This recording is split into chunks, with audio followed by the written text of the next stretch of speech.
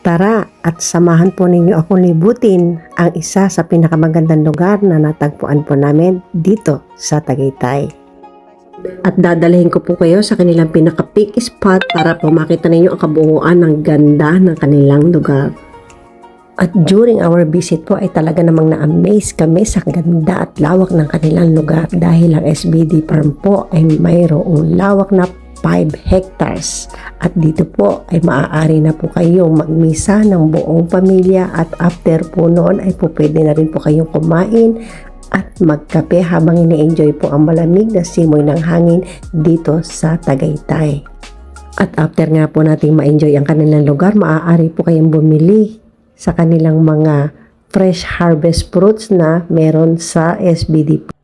At kaya naman sa mga nais po na mag-relax, magtanggal ng kanilang mga stress at isipin sa buhay, ito po ang right place para po sa inyo.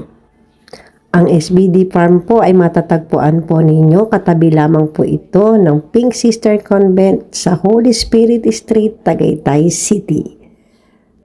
At muli po, maraming salamat po sa pagsama nyo sa akin sa paglibot sa SBD Farm. Hanggang sa muli po. God bless everyone.